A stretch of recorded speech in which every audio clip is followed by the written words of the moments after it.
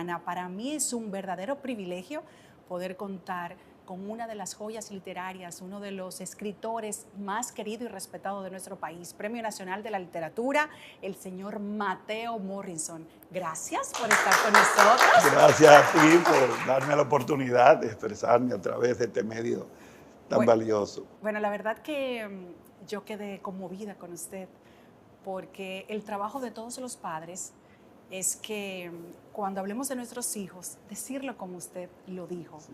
de una manera ya como que hicimos la tarea, pero bien hecha.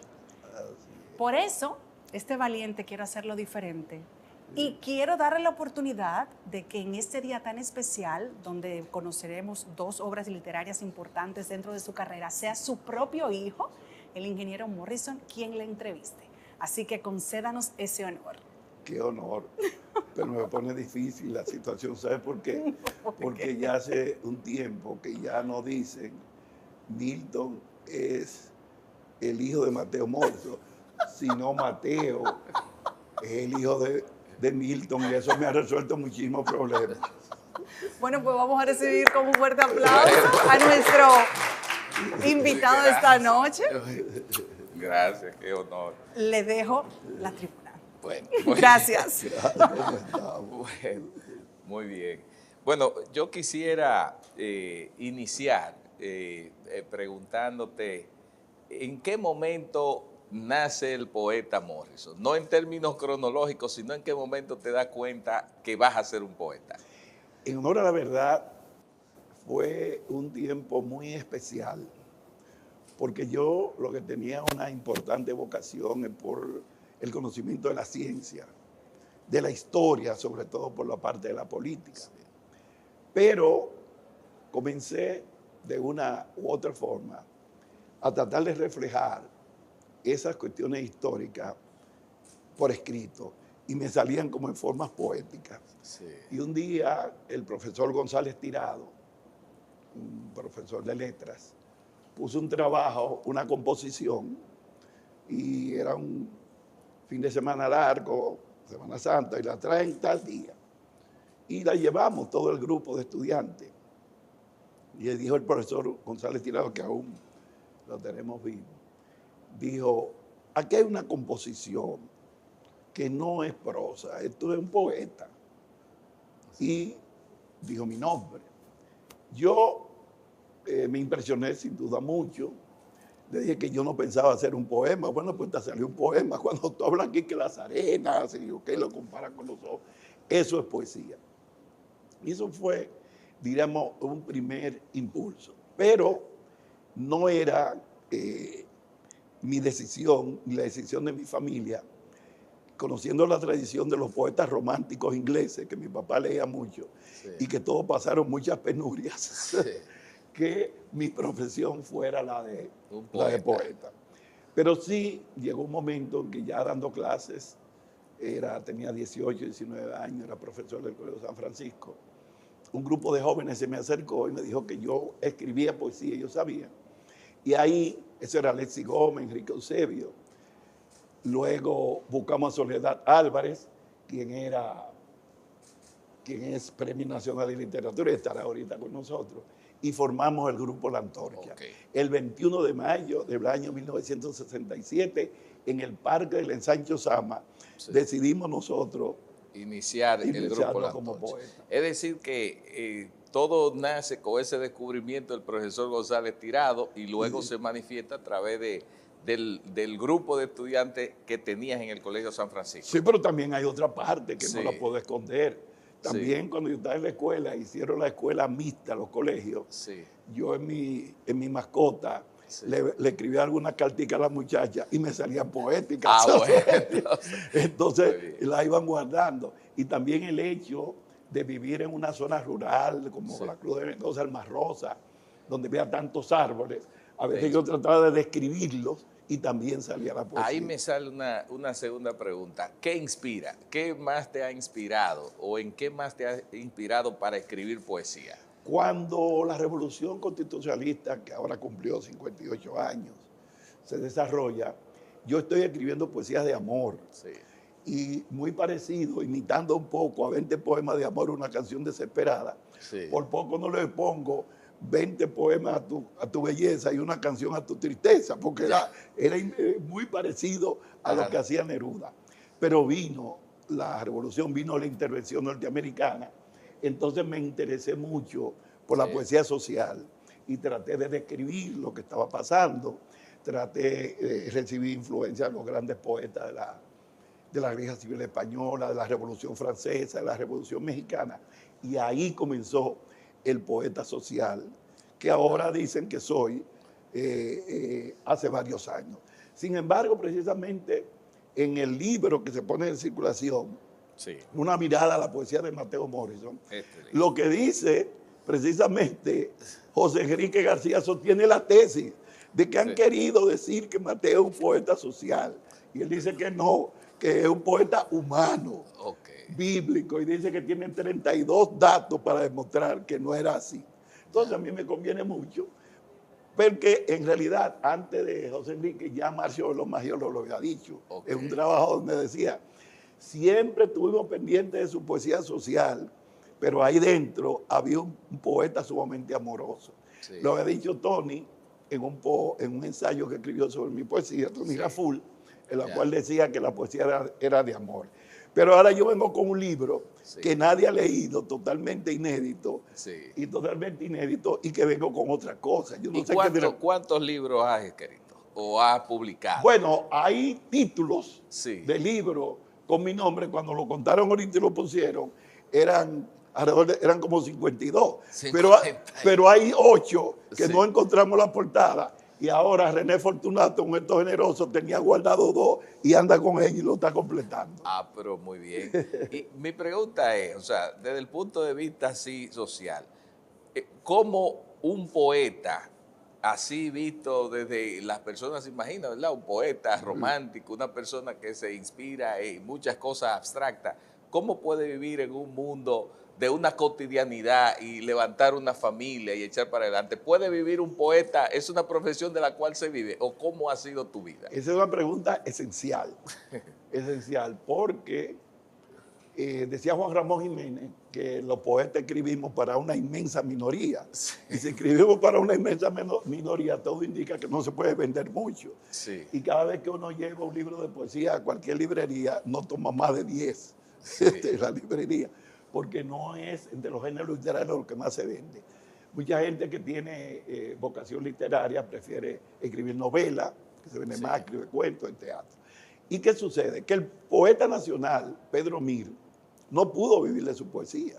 Más bien, hay un poema muy importante de un poeta puertorriqueño que lo quiso mucho y le escribió un poema a Pedro Mir diciéndole, al poeta, el poeta ya no quiere más aplausos. No le quiere aplausos, denle cómo resolver sus problemas. Y Pedro Mir un día fue incluido, que fue el gran honor para la República Dominicana, en un homenaje a Rubén Darío, a Whitman, en que participaba Rubén Darío y Pablo Neruda, y ahí había ese dominicano. El grupo La Antorcha, nosotros vimos en la librería eso y fuimos emocionados a la casa de Pedro Mir y le dijimos que qué momento tan importante para el país. Y él nos dijo, sí, yo lo sé, pero yo quisiera que te me lo cambien por comida, por dinero para pagar la casa porque debo 3 meses. Entonces vino un momento en que el profesor Juan Bosch dijo, una casa para el poeta nacional, porque lo iban a sacar donde vivía. Entonces se hizo la casa Pedro Mir. Y luego nosotros vimos que en Puerto Rico el poeta nacional, que era Manuel Pastor Paoli, le daba la universidad el sueldo más alto que tuviera cualquier profesor, más $1, solamente para que escribiera. Y lo conseguimos aquí para Pedro Mir. En mi caso, lo que sucede es que yo me incliné por lo que es la gestión cultural, que aunque está ligada a la poesía, es un empleo, es un trabajo. Y entonces, como parte de la gestión cultural, llegué a ser director de la Casa de la Cultura de la UAS, que fue un invento mío, pero que me lo aprobaron, para tener un salario y poder darle continuidad a la vida de ustedes 6 y la mía y tu esposo. Entonces, ahí ligué, la gestión cultural. Pero luego me di cuenta que había Mariana de Tolentino, que era encargada de asuntos culturales de la Cancillería, vio que había una beca para estudiar administración cultural. Y yo me fui a estudiar administración cultural y resulta... A Venezuela. A Venezuela, y que fue pero auspiciado por una beca de la UNESCO.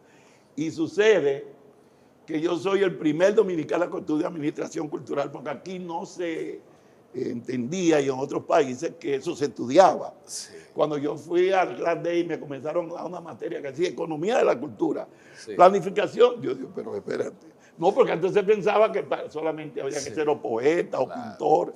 Entonces sí, a partir de ahí, y ya es una cosa moderna, hay una carrera que es administración Estamos cultural. hablando, era el primero, pero eso es del 1984, o sea, 84. hace casi 40 años. Sí, hace casi 40 años. Antes de eso no tenía el título de administración cultural, pero sí me habían aceptado en la universidad como en el área cultural y trabajaba como empleado en el área cultural. Y luego te haces abogado. Sí, Estudias derecho. sí, entonces ahí viene el derecho, legislación cultural y hago una especialidad, unos estudios en negocios jurídicos internacionales, otro en propiedad intelectual. Pero ya cuando eso ocurre, la carrera en el área de gestión cultural se ha fortalecido, Sí. porque se ha creado el Ministerio de Cultura, Ok. de lo cual yo fui uno de los gestores por muchos años. Entonces, al crearse el Ministerio de Cultura 4 años antes, se crea el Consejo Presidencial de Cultura. Entonces, cuando se crea el Consejo Presidencial de Cultura, en el 14 de febrero del año 1997, Sí. ya yo tengo un sueldo de alguna significación, los 15 que tuvieron, y eso me va a permitir dar continuidad. Pero en ese Consejo Presidencial de Cultura llegó un momento en que ya llegó a ser el presidente Sí. de ese consejo. Luego se crea el Ministerio de Cultura y yo llego a ser viceministro de Cultura. Yo te voy a hacer así, pregunta, te voy a mencionar algunos conceptos para que rápidamente me digas qué significa eso para ti. La familia, tu familia. La familia es lo esencial. No hay existencia que yo pueda concebir en mi vida sin la relación familiar. Esa relación familiar donde, como dijo el poeta Enrique Eusebio, llega un momento en que los hijos se convierten en los padres, como está pasando ahora con ustedes. La poesía. La poesía la ven como algo romántico. No, la poesía nació para cantarlo todo. La poesía nació con la humanidad y va a morir con ella, porque desde el mismo momento en que en una tribu, en la parte más primitiva, un compañero le dijo a su compañera que sus ojos, le dijo que sus ojos eran de mar, estaba haciendo poesía, ojos tan azules como el mar. Ya eso era poesía. Ya comenzó la poesía oral. Okay. Y cuando alguien nos dice, se me cayeron las alas del corazón, todos sabemos que el corazón no tiene alas para caerse, pero suena hermoso. Claro, y ya. todos sabemos qué nos quieren decir con eso, que estamos tristes. Exacto. Estamos tristes. O sea, la poesía ha acompañado el lenguaje desde siempre. Lo que sucede es que primero fue poesía oral, Sí. después fue poesía escrita muchos años después. Mucho tiempo la poesía la hacían. Hay un importante libro, 1000 años de poesía europea, de Augusto Rico, que dice que la poesía la comenzaron las mujeres. Okay. Y tú sabes cómo, tratando de dormir a los niños, entonces diciéndole alguna figura para que se durmieran, para que se durmieran, entonces ahí se fueron creando imágenes. O sea que la poesía nace de la oralidad, nace de una forma espontánea. Cuando ya llega la escritura, mucho tiempo después, entonces ya la poesía se hace escrita.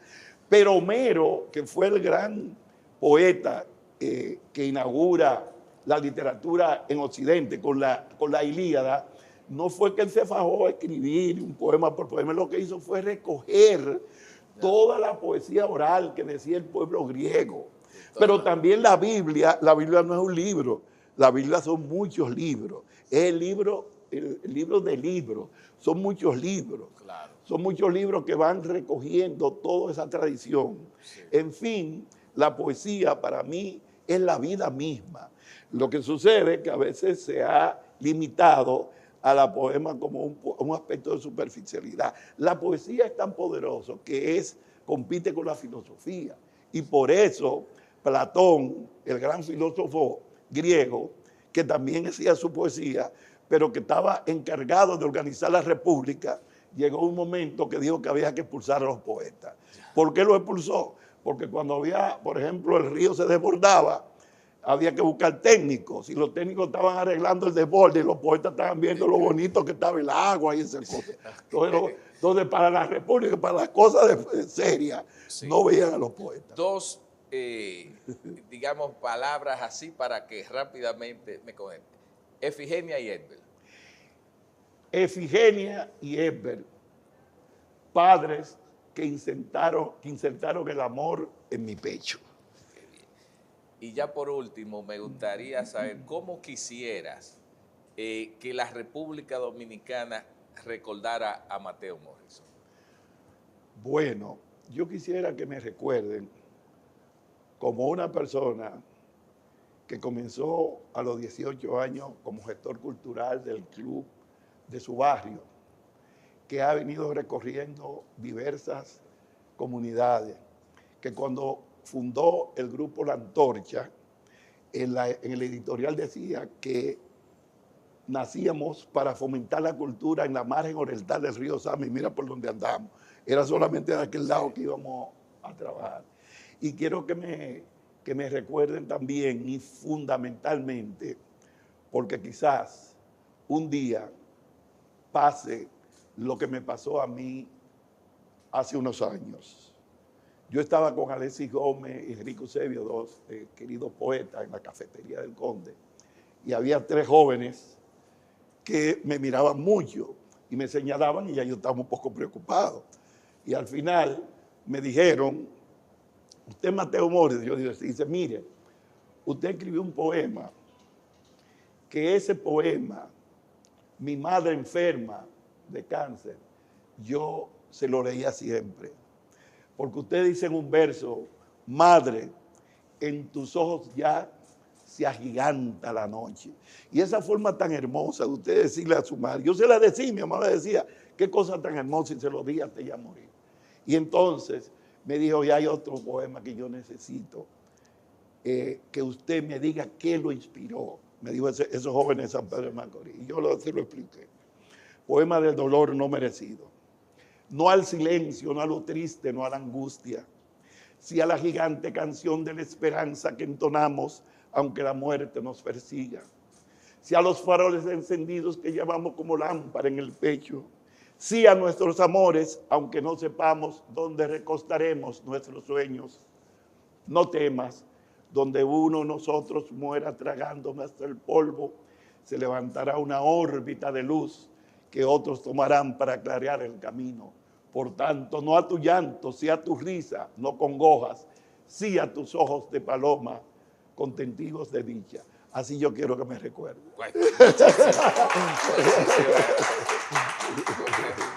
Bueno, pues ha sido un placer conocer más sobre un valiente, un gigante como Mateo Morrison. Muchísimas gracias.